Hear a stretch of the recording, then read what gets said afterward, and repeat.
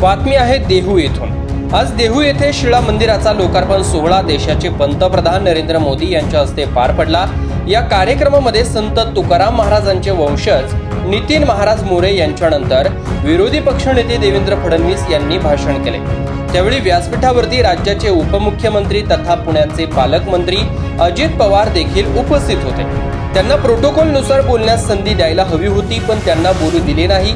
यावरती आता विविध प्रसार माध्यमे आणि सोशल मीडियावरती पडसाद उमटायला सुरुवात झाली आहे। या संबंधित प्रकरणाविषयी जाणून घेण्यासाठी आमचे विभागीय संपादक रोहित खरगे यांनी राष्ट्रवादी काँग्रेस पार्टीचे प्रवक्ते आणि आमदार अमोल मिटकरी यांच्याशी फोनद्वारे केलेली ही बातचीत पाहूया।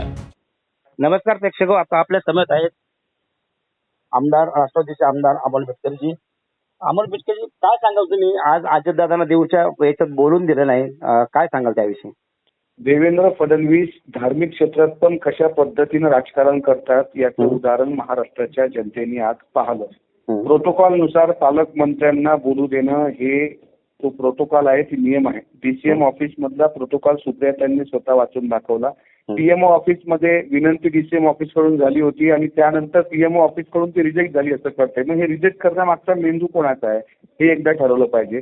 आणि देहू हे वारकरी संप्रदायाचं पीठ आहे। माझ्यासारखे लाखो वारकरी जे नतमस्तके होतात, मोरे कुटुंबीय असेल किंवा देहू संस्थान असेल, हे काही कोण्या राजकीय पक्षाचा आखाडा नाही आहे। आणि तिथे देवेंद्र फडणवीसांनी ज्या म्हणजे अभिजामध्ये जे भाषण केलंय ते फक्त राजकारणाला धरून आहे। सबका साथ, सबका विकास, सबका विश्वास हेच काम मोदीजी करतात, तुकोबारांचे अभंगार करतात वगैरे वगैरे। पक्ष प्रोटोकॉल नुसार पालकमंत्र्यांना तिथे बोलू द्यायला हवं होतं, मात्र देवेंद्र फडणवीसांनी यातही गलिच्छ राजकारण केलं।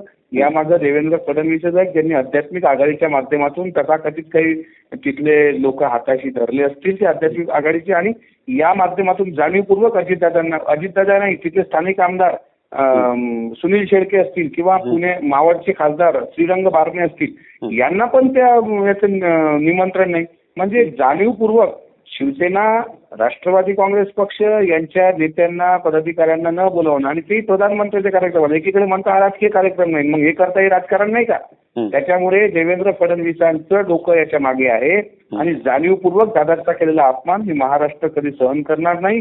पालकमंत्री म्हणून जो अपमान नरेंद्र मोदीजींच्याकडून झालाय त्याबद्दल मोदींनी माफी मागितली पाहिजे। आणि देवेंद्र फडणवीसांनी ज्या पद्धतीने गलिच्छ राजकारण देहूच्या पुण्यभूमीत केलंय याचं सुद्धा उत्तर आगामी काळामध्ये त्यांना माझ्यासारखे सर्वसामान्य वारकरी दिल्याशिवाय राहणार नाही। तसे ऐकलं तुम्ही अमोल मिटकरी जे म्हटले की त्यांनी माफी मागावी आणि जनता त्यांना माफ करणार नाही।